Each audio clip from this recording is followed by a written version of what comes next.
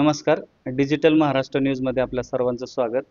आज आपण बारामती या ठिकाणी आहोत आणि 24 डिसेंबर हा राष्ट्रीय ग्राहक दिन म्हणून साजरा केला जातो. आणि या राष्ट्रीय ग्राहक दिनाच्या निमित्ताने ग्राहक संरक्षण परिषद आणि अखिल भारतीय ग्राहक पंचायत एक चांगलं काम सुरू आहे यांच्यातर्फे.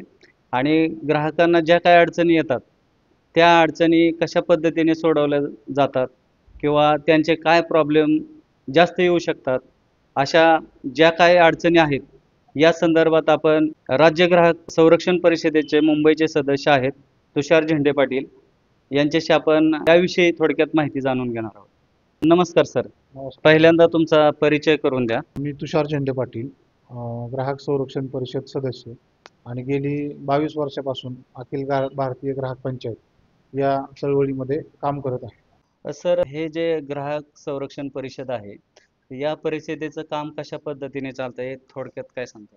ग्राहक संरक्षण परिषद ही ग्राहक संरक्षण कायदा 1986 व आत्ताचा नव्याने अस्तित्वात आलेला ग्राहक संरक्षण कायदा 2019 यानुसार अस्तित्वात आलेली परिषद असते की ती ग्राहकांचे प्रश्न सोडवण्याचे काम करते. प्रत्येक जिल्ह्याच्या ठिकाणी असेल, प्रत्येक राज्याच्या ठिकाणी एक राज्य परिषद असेल आणि राष्ट्रीय पातळीवरती राष्ट्रीय परिषद असेल. हे जिल्हा ग्राहक संरक्षण परिषदेचे अध्यक्ष जिल्हाधिकारी असतात, जिल्हा पुरवठा अधिकारी याचे सदस्य सचिव असतात, अपर जिल्हाधिकारी याच्यामध्ये उपाध्यक्ष असतील आणि जे शासनाच्या ग्राहकाशी निगडीत जे महत्त्वाचे 17 खाती म्हणजे उदाहरणार्थ कृषी विभाग असेल, पोलीस विभाग असेल, RTO विभाग असेल, परिवहन विभाग असेल, BSNLचे प्रतिनिधी, लिक्विड पेट्रोलियम गॅस म्हणजे तिन्ही लिक्विड कंपन्या, तिन्ही पेट्रोलियम गॅस कंपन्या, त्याचबरोबर लिगल मॅटरचे विभाग, वैध मापनशास्त्र विभाग, अन्न औषध प्रशासन विभाग असे शासनाचे 17 विभागाचे प्रतिनिधी याच्यामध्ये सदस्य असतात. त्याचबरोबर आमच्यासारख्या NGO मध्ये काम करणारे 10 सदस्य या ठिकाणी अपॉइंट केले जातात आणि सर्वसाधारणप्रमाणे एका जिल्ह्यासाठी किमान 40 लोकांची समिती दर महिन्याला बैठका घेऊन जिल्ह्यातील त्या ग्राहकांचे प्रश्न सोडवण्याचे काम करत असते. जर ग्राहकांना कुठल्याही स्वरूपाचा एक ग्राहक म्हणून समस्या असेल, प्रश्न असेल तर ते अप्पर जिल्हाधिकारी व किंवा जिल्हाधिकाऱ्यांच्या नावाने पत्र पाठवू शकतात आणि त्याबाबतची ते या परिषद त्यांचा प्रश्न सोडवण्यासाठी किंवा त्याच्या समस्याचं निराकरण करण्यासाठी मदत करते. आता आपल्याकडे कशा पद्धतीच्या तक्रारी जास्त येतात? आता सध्या पुणे जिल्ह्याचा विचार केला तर पुणे जिल्ह्यामध्ये खूप मोठ्या प्रमाणावरती वाहतुकीच्या समस्येचा प्रश्न येतो याच्यामध्ये. तर यामध्ये जिल्हाधिकाऱ्यांच्या अध्यक्षतेच्या खालच्या मीटिंगमध्ये जिल्हाधिकाऱ्यांनी वाहतूक विभागाला म्हणजे पोलिसांचा वाहतूक विभाग असेल, RTOचा विभाग असेल, राज्य परिवहन महामंडळ असेल आणि संबंधित रोडवरच्या बाजूला विक्री करणारे विक्रेते यांना सर्वांना सूचित करून रस्ते सुरक्षेचा प्रश्न मार्गी लावण्याचे आदेश दिलेले आहेत. त्याच पद्धतीने इतर विभागाशी संबंधित म्हणजे ग्रामीण भागामध्ये खाद्यपदार्थामधील भेसळ किंवा मेडिकल दुकानांमधून दिल्या जाणाऱ्या गोळ्या किंवा आपण बऱ्याचदा TV चॅनलला पाहतो या औषधामध्ये होणारी फसवणूक याबाबतचे त्या त्या विभागाचे इन्स्पेक्टर म्हणजे फूड अँड ड्रगचे इन्स्पेक्टर किंवा वैध मापनशास्त्र विभागाचे सहाय्यक नियंत्रक यांना जिल्हाधिकारी बैठकीमध्ये तशा स्वरूपाच्या सूचना देतात किंवा आम्ही देखील त्या ठिकाणी वेगवेगळे प्रश्न मांडतो. वेगवेगळी ST बद्दलची सेवा असेल किंवा ज्या काही महामंडळाचे कॅन्टीन्स आहेत त्यामध्ये सेवा चांगली नसेल किंवा RTO ऑफिसमध्ये गेला तर तुमचं काम वेळेत होत नाही, अशा अनेक स्वरूपाच्या ग्राहकांच्या तक्रारी आपण या परिषदेमध्ये मांडू शकतो. एखाद्या ग्राहकाची जर फसवणूक झाली तर त्याने कशा पद्धतीने तुमच्याकडे तक्रार करायची का नक्की कोणाकडे तक्रार करायची आणि ती कशा पद्धतीने केली पाहिजे? आता नवीन कायद्यानुसार ग्राहक संरक्षण कायदा 2019 नुसार ग्राहकाला वेगवेगळे प्लॅटफॉर्म उपलब्ध आहेत. अगदी नवीन कायद्यानुसार ग्राहक हा राजाचा आहे बाजारपेठेचा, तर तो संबंधित विभागाकडे तक्रार करू शकतो. संबंधित विभागाच्या टोल फ्री क्रमांकावर हेल्पलाईनवर तक्रार करून तो न्याय मिळवून घेऊ शकतो. त्याच पद्धतीने जिल्हा ग्राहक संरक्षण परिषदेकडे देखील तक्रार दाखल करू शकतो.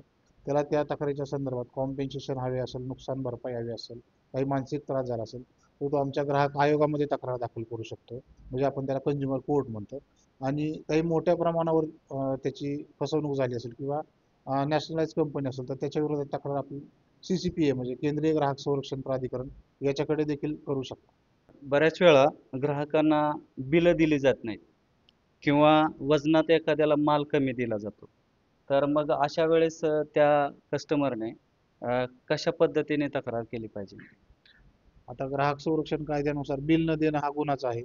बिलाशिवाय कुणी वस्तू कुठलीच खरेदी करू नये. अगदी 1 रुपयाची वस्तू असेल तर तिचं बिल दिलं पाहिजे. बिल घेतल्याशिवाय कुठल्याही प्रकारचं पेमेंट अदा करू नये. तुम्हाला एक उदाहरण म्हणून सांगायचं झालं तर आपल्या देशामध्ये रेल्वे सेवा ही सेवा खूप मोठ्या प्रमाणात पुरवते. त्या भारत देशामध्ये कुठल्याही रेल्वेच्या प्लॅटफॉर्मला गेला तुम्ही, तर रेल्वेचा असा नियम आहे, बिल नाही तर पैसे नाही. जर तुम्ही कुठल्याही रेल्वेच्या प्लॅटफॉर्मला असाल आणि तुम्ही तिथून कुठल्याही वस्तूची खरेदी केली, कुठल्याही देशातल्या प्लॅटफॉर्मला, जर तुम्हाला त्याने बिल नाही दिलं, तुम्ही चहा घेतला त्याचं चहाचं बिल नाही दिलं, किंवा काही वेपर्स खरेदी केले तर त्याने त्याचं बिल नाही दिलं, किंवा कुठलीही वस्तू खरेदी नाही केली, त्याने बिल नाही दिलं, तर तुम्ही त्याला पैसे द्यायचे नाहीत. तुम्हाला संबंधित जवळपास जो टी असेल किंवा स्टेशन मास्तर असेल याची संपर्क साधा, तर रेल्वे विभाग तात्काळ त्याच्यावर कायदेशीर कारवाई करतो.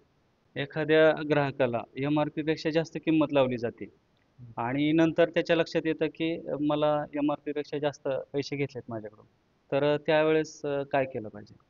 आता लीगल मेट्रोलॉजी ऍक्ट खाली MRP पेक्षा एक पैसा जरी जास्त घेणं हा आपल्याकडे गुन्हा आहे. लीगल मेट्रोलॉजी ऍक्ट कायद्याखाली त्याच्यावरती कायदेशीर कारवाई केली जाते.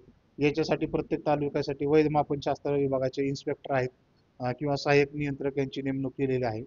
या पद्धतीने जिल्हाभर कामकाज चालतं. जर कुठल्याही ग्राहकाचे महाराष्ट्र राज्यामध्ये एक पैसा जरी जास्त घेतला MRP पेक्षा, तर तो आपल्या लीगल मेट्रोलॉजी डिपार्टमेंटचा एक व्हॉट्सअप नंबर आहे, 98 69 69 16 66. याच्यावर तुम्ही एनी टाइम केव्हाही व्हॉट्सअप करू शकता तक्रार. अगदी त्या दुकानातली MRP खोडलेली असेल, MRP वरती स्टिकर लावले असेल, किंवा MRP वरती संबंधित दुकानदारांनी स्वतःचे स्टिकर लावले, तरी त्याच्यावर आपल्याला कायदेशीर कारवाई करता येते. ग्राहकांनी जागरूकपणे त्या वस्तूचे फोटो काढा, त्या दुकानाचे फोटो काढा की ज्यामध्ये त्याचा पूर्णपणे डिटेल्समध्ये पत्ता दिसेल, आणि तुम्ही या लीगल मेट्रोलॉजीच्या 98 69 69 16 66 या नंबरवरती व्हॉट्सअप करा. 7 दिवसाच्या त्याच्यावर कायदेशीर कारवाई होते. अगदी क्षुल्लक गोष्ट म्हणून सांगायची झाली, एका विद्यार्थ्याने खेळण्याच्या संदर्भात तक्रार केली होती. एक मॉल आहे चांगला, तर त्या मॉलला साधारणपणे 1,43,000 रुपये दंड झाला.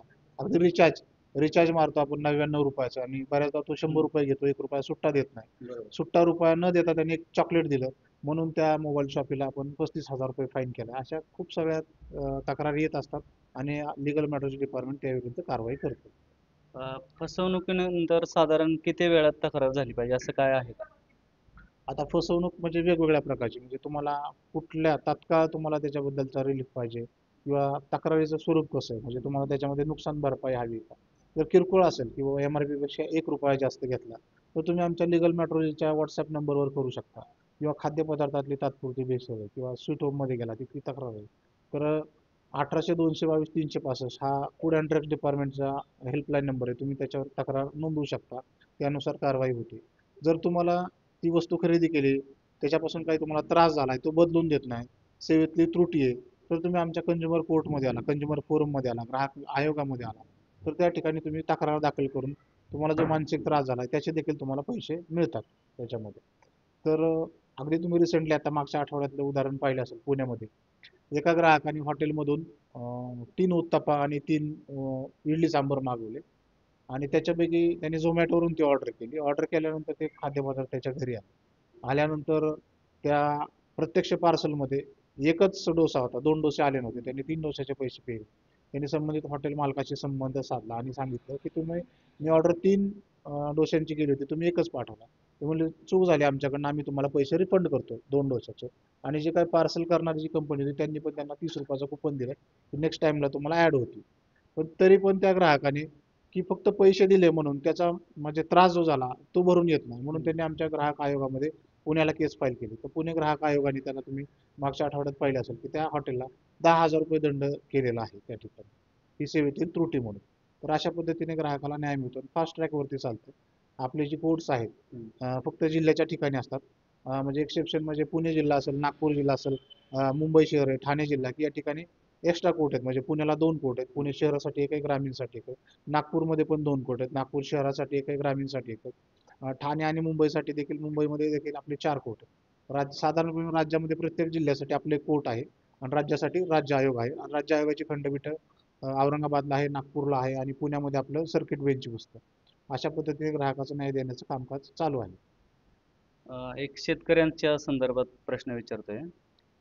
एखाद्या शेतकऱ्याने एखाद्या पिकाचं बी घेतले आणि ते खराब लागलं किंवा उगवून नाही आलं, तर त्याने कशा पद्धतीने तक्रार केली पाहिजे किंवा काय दक्षता घेतली पाहिजे?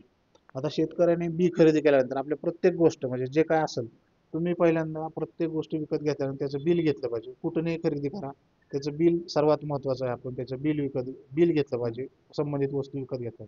जर एखाद्या शेतकऱ्याने त्याच्या शेतामध्ये एक बी बियाण्याची लागवड केली असेल आणि त्याचं योग्य पद्धतीने निगा राखून देखील ते पीक उगवलं नाहीये, चुकीचं सदोष बियाणं असेल, तर तुम्ही सर्वप्रथम तक्रार आमच्या ग्राहक संघटनेच्या कार्यकर्त्यांची करू शकता. ते तुम्हाला मार्गदर्शन करतील. जिल्हा ग्राहक संरक्षण परिषदेशी संपर्क साधला तरी ते देखील तुम्हाला या ठिकाणी मार्गदर्शन करतील. त्यानंतर तुम्ही तुमच्या भागातले जे काही कृषी अधिकारी असतील, तालुका कृषी अधिकारी, त्यांना कळवायचं की हे मी बी बियाणं घेतलं, हे माझ्या शेतामध्ये व्यवस्थित उगवलं नाही. तर कृषी विभागामार्फत त्याचा तात्काळ पंचनामा केला जातो आणि ते आपल्या जे काही शेती महाविद्यालय आहेत त्या ठिकाणी जाऊन त्याची तपासणी होऊन त्याच्यातला प्रॉपर रिपोर्ट घेतला जातो की दोषयुक्त बियाणे आहेत का नाही, त्याचा अहवाल येतो आणि तो अहवाल सोबत घेऊन तुम्ही आमच्या ग्राहक आयोगामध्ये म्हणजे कंझ्युमर कोर्टमध्ये केस दाखल करू शकता. कंझ्युमर कोर्टमध्ये केस दाखल केल्यानंतर त्या ठिकाणी सगळे एव्हिडन्स तपासून मग संबंधित कंपनी खते बी बियाणे निर्माण करणारी कंपनी असेल आणि ज्यांनी तुम्हाला खते विकली त्यांना आपण त्याच्यामध्ये पार्टी केलेलं असतं, त्यांना बोलवतो, समक्ष ती केस चालते आणि त्याच्यानंतर अगदी तुमच्या मानसिक त्रासासहित पैशाची ऑर्डर होते. म्हणजे अगदी तुम्ही ते बी बियाणे लावण्यासाठी शेतीची मशागत केली असेल, त्याला पाणी देण्यासाठी किती खर्च आला, लाईट बिल किती आलं तुम्हाला एक्स्ट्राचं, त्याची खुरपणी करण्यासाठी जे काही मशागतीसाठी तुम्हाला लेबर लागलं त्याचे चार्जेस, त्याला खत टाकलं त्याचे चार्जेस आणि ते पीक उगवून आल्यानंतर मार्केटचा चालू बाजारभाव किती, त्याच्यातून किती उत्पन्न मिळालं असतं, हे सगळे कॅल्क्युलेशन करून त्याचे पैसे मिळतात. प्लस तुम्हाला याच्याबद्दल जो मानसिक त्रास झाला त्याच्याबद्दल पैसे मिळतात. आणि जर तुम्ही वकील नेमला असेल, वकील दिला असेल, तर तक्रार दाखल झालेला खर्च देखील परत न्यायालयाकडनं मिळतो. त्या आदेशामध्ये तुम्हाला तक्रार दाखल करण्यापूर्वी झालेला खर्च देण्याचे सुद्धा आदेश होतात. या संदर्भातला दुसरा प्रश्न आहे, ग्रामीण भागामध्ये अनेक वेळा अ, खतांचा म्हणा किंवा युरियाचा तुटवडा जाणवतो आणि त्यावेळेस बिल किंवा पैसे वाढवून विक्री होते. तर अशा वेळेस काय केलं पाहिजे? खटांचा तुतवडा होणे हे ते म्हणजे बाजारपेठेतली ही साठेबाजी आहे, हे गैरकृत्य आहे त्यांचं, हे बेकायदेशीर आहे. तर जर कुठं असं होत असेल कुठल्याही ठिकाणी, मी तर सांगितले पावतीशिवाय कुठलीही वस्तू खरेदी करायची नाही. तुमच्या भागातला जे काही कोण विक्रेता असेल, खत विक्रेता असेल, बी बियाणे विक्रेता असेल, अशी जर अडवणूक करत असेल तर तुम्ही आमच्या ग्राहक संरक्षण परिषदेशी संपर्क साधा. जिल्हाधिकारी स्वतः यामध्ये लक्ष घालून निश्चित कारवाई करतील. कारण आपले शेतकऱ्यांच्या बाबतीमध्ये आमच्या 2-3 बैठकामध्ये आपले जिल्हाधिकारी माननीय दिवसे साहेब खूप शेतकऱ्यांच्या प्रश्नासाठी खूप ते हिरिरीने भाग घेतात आणि त्याच्याबाबतची कारवाई करण्याचे तातडीने आदेश देतात. ग्राहकांनी आपल्या संरक्षण जे आहे, तर ते ग्राहकाच्या बाबतीत कसं संरक्षण केलं पाहिजे? आता ग्राहकाने सजग राहिलं पाहिजे बाजारपेठेमध्ये. आता डिजिटलायझेशनचं युग आलेलं आहे. सगळ्या ऑनलाईन खरेदी करतो आपण. ऑनलाईन खरेदीमध्ये देखील आपण कुठल्या प्लॅटफॉर्मवरून वस्तू मागवतोय, कशी मागवतोय याची आपण काळजी घेणं आवश्यक आहे. त्याच्यामधून आता बऱ्याच प्रमाणामध्ये सायबर फ्रॉड देखील वाढलेले आहेत. वेगवेगळ्या कंपन्या खोटे प्लॅटफॉर्म दाखवून लोकांची खूप मोठ्या प्रमाणामध्ये फसवणूक होते. त्याच्यासाठी देखील लोकांनी जागरूक राहिलं पाहिजे. जागरूकतेने सकस पद्धतीने म्हणजे अगदी चौकस बुद्धीने खरेदी केली पाहिजे. म्हणजे उदाहरण म्हणून सांगायचं झालं की जेव्हा आपण साधा भाजीपाला खरेदी करायचा असेल की मला घरी जाऊन जो खाण्यासाठी मी वापरणार आहे तो अगदी रस्त्यावर मी खरेदी करतो, कुठेही रस्त्यावर रस्त्याच्या बाजूला खरेदी करतो आणि मला जर चप्पल घ्यायची ब्रँडेड तर ती मी चप्पल एखाद्या वातानुकूलित शोरूम मधून खरेदी करतो, की जी पायात घालायची वस्तू ती मी कुठून खरेदी करतोय आणि जी मला खायची ती कुठून खरेदी करतो. त्यामुळं ग्राहकांनी देखील स्वतः जागरूक राहिलं पाहिजे. शासकीय कामासंदर्भात विचारतोय मी. एखादं शासकीय काम जर वेळेत नाही झालं, तर त्याच्याविषयी कशी तक्रार केली पाहिजे? जर ज्या काय आता वस्तू व सेवा म्हणजे आपण कायदाच सांगतो, वस्तू व सेवा म्हणजे ज्या डोळ्यांना दिसतात त्या सगळ्या वस्तू आणि सेवामध्ये शासकीय सेवा, निमशासकीय सेवा, खाजगी सेवा, वकिलांची सेवा, डॉक्टरांची सेवा किंवा ट्रॅव्हल्स कंपनी ह्या सगळ्या सेवांचा याच्यामध्ये समावेश होतो. याच्या विरुद्ध आपल्या कंझ्युमर कोर्टमध्ये तुम्ही ग्राहक आयोगामध्ये केस दाखल करू शकता. मग जर तुम्हाला एक उदाहरण म्हणून सांगायचं झालं ग्रामीण भागामधलं, तुम्ही आता विचारलं शासकीय सेवांबद्दलचं सांग, तर ज्या काही ठिकाणी आपण पेड करून घेतो म्हणजे आता समजा महावितरणची सेवा म्हटली ती पेड सर्व्हिस आहे. जर तुम्ही त्या ठिकाणचा तुमचा ट्रान्सफॉर्मर जळाला असेल किंवा काही नादुरुस्ती झाली आणि त्याच्यामुळे जर तुमच्या शेती पिकाचं नुकसान होत असेल, तुम्ही त्यांना कळवून देखील त्यांनी विहित मुदतीमध्ये विहित वेळेमध्ये त्यांची सेवा पूर्तता केली नाही, ते काम पूर्ण केलं नाही, तर आपले ग्राहक आयोग त्याच्या विरोधात नुकसान भरपाईचे वेगवेगळे निकाल दिलेले आहेत. अशा पद्धतीने शेतकऱ्याला नुकसान भरपाई मिळते. त्याचं पीक जळालं तर पिकाची देखील नुकसान भरपाई मिळते. ऑनलाईनच्या जमान्यामध्ये आता ऑनलाईनमध्ये तुम्ही सांगितलं की काही ठिकाणी फसवणूक होतात. पण ऑनलाईन फसवणुकीचे जे प्रकार आहेत ते वाढत चालले आहेत. तर लोकांनी ऑनलाईनच्या संदर्भात काय दक्षता घेतली पाहिजे याच्याविषयी थोडक्यात सांगा. आता ऑनलाईनसाठी आपण आपल्या कायद्यामध्ये देखील आता 2022ला अमेंडमेंट केल्यात. ग्राहक संरक्षण कायदा 2019 मध्ये आपला कायदा या सर्व गोष्टींवर कारवाई करण्यासाठी सक्षम आहे. फक्त ग्राहकाने जागरूकपणे खरेदी केली पाहिजे आणि त्याची फसवणूक, अडवणूक झाल्यास किंवा त्याच्या हक्काचं उल्लंघन झालं त्यांनी निर्भीडपणे तक्रार दाखल केली पाहिजे. कायदा पूर्णपणे त्याच्यावर कारवाई करण्यासाठी सक्षम आहे आणि ग्राहकाला न्याय देखील आपण ऑनलाईन पद्धतीने देतो. म्हणजे अगदी ग्राहकाच्या सगळ्या प्रकारच्या तक्रारी म्हणजे ग्राहक आयोगामध्ये अशी तरतूद आहे नवीन कायद्यामध्ये की ज्या ग्राहकाची तक्रार आहे त्याला तक्रार दाखल करण्यासाठी किंवा त्याच्या हिअरिंगसाठी कंझ्युमर कोर्टामध्ये येण्याची आवश्यकता नाही. तो घरबसल्या त्याच्या मोबाईलवरून केस फाईल करू शकतो, केस दाखल करू शकतो. तुमची तारीख, तुमची न्यायालयाच्या तारखेच्या दिवशी तुम्ही झूम ॲपवरनं त्याचं हिअरिंग घेऊ शकता आणि तुमचा निकाल देखील तुम्हाला ऑनलाईन पद्धतीने मिळून जाईल. म्हणजे अगदी असा हा ग्राहकाच्या बाजूने कायदा आहे. त्याने प्रत्येक ग्राहकाने याचा फायदा उठवला पाहिजे. सर, ग्राहक संरक्षण परिषदेत असेल किंवा अखिल भारतीय ग्राहक पंचायत असेल, तर या वर्षीची थीम काय आहे? काय सांगाल थोडक्यात? केंद्र शासन दरवर्षी एक असे थीमवर काम करायला सांगतं. तर या वर्षीची थीम आहे virtual hearings and digital access to consumer justice. म्हणजे ग्राहकांसाठी आभासी सुनावणी आणि न्यायालयातील डिजिटल सुलभता. म्हणजे वेगवेगळ्या प्रकारचे तुम्ही सगळं डिजिटल ॲक्सेस म्हणजे आता डिजिटलायझेशन झालंय. म्हणजे अगदी तुम्ही घर बसल्या कुठूनही जग ही बाजारपेठ अस्तित्वात आली.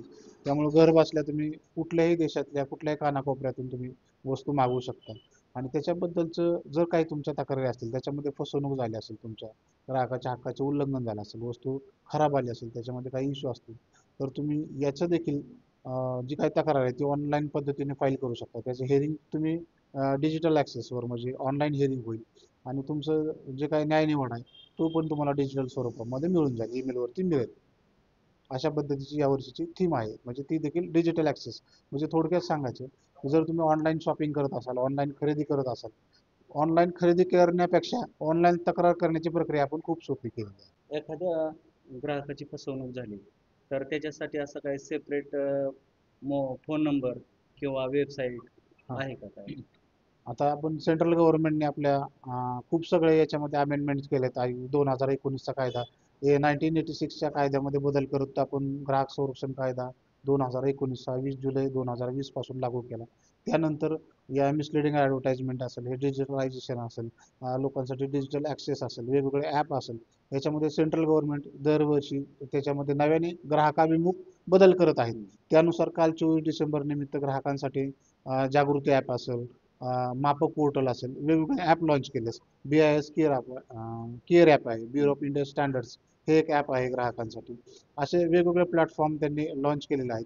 त्याच पद्धतीने सेंट्रल गव्हर्नमेंटची आपली 24/7 एक ग्राहक हेल्पलाईन आहे 1915 म्हणजे 1915 या क्रमांकावर या भारत देशातील कुठलाही ग्राहक या भारत देशाच्या स्थळसीमेमध्ये तुम्हाला ग्राहक म्हणून काही अडचण आली तर याच्यावर तुम्ही प्रश्न तुमची तक्रार सांगू शकता, प्रश्न मांडू शकता आणि एकदम फास्ट प्रक्रिया आहे. तुम्ही फोन कट केल्यानंतर म्हणजे भारत देशामध्ये बोलणाऱ्या भाषा त्या ठिकाणी बोलल्या जातात आणि तुमची तक्रार सांगितल्यानंतर फोन कट केला की दुसऱ्या मिनिटाला तुमच्या मोबाईलवरती टोकन ID आलेला असतो आणि त्याच्यावर तुम्ही त्याचे अपडेट घेऊ शकता की 15 दिवसामध्ये माझ्या तक्रारीवर काय कारवाई झाली. तर तुम्ही तक्रार लॉन्च केल्यानंतर आमच्या मिनिस्ट्री ऑफ कंझ्युमर अफेअर्सच्या मेलवरनं संबंधित ज्याच्या विरोधात तक्रार आहे त्याला मेल जातो आणि त्याला कळवलं जातं की बाबा या ग्राहकाची तक्रार आली, त्या ग्राहकाचं समाधान 15 दिवसाच्या आतमध्ये करायचं, नाहीतर पुढील कारवाई करण्यासाठी आम्ही त्याला मार्गदर्शन करू. त्याच पद्धतीने बरेच आपण डिजिटलायझेशन झाले, डिजिटल ॲक्सेस वाढलाय, तर बऱ्यापैकी शासनाच्या पण लक्षात आलंय की लोक चॅटिंगमध्ये आपण सगळ्यात जास्त भर देतो. आता व्हॉट्सअप वापरत नाही असा कोण नाही, तर आपण तक्रारीसाठी व्हॉट्सअप ॲप नंबर पण अवेलेबल करून दिला आहे. तो नंबर आहे 88 4 वेळा 0 1915 88 4x01915. हा तुम्ही मोबाईल नंबरमध्ये सेव्ह करा, त्याच्यावर हाय करा, तिकडून रिप्लाय येईल. आपण व्हॉट्सअपवरती पण तुम्हाला सगळा डिजिटल ॲक्सेस आहे, तुम्ही त्या ठिकाणी व्हॉट्सअपवर मार्गदर्शन घेऊ शकता, तुमची तक्रार मांडू शकता. धन्यवाद सर. तुम्ही राष्ट्रीय ग्राहक दिनाच्या निमित्ताने ग्राहकांनी काय काळजी घ्यावी, कशा पद्धतीने तक्रार करावी, या संदर्भात खूप छान मार्गदर्शन केलं. धन्यवाद सर. थँक्यू.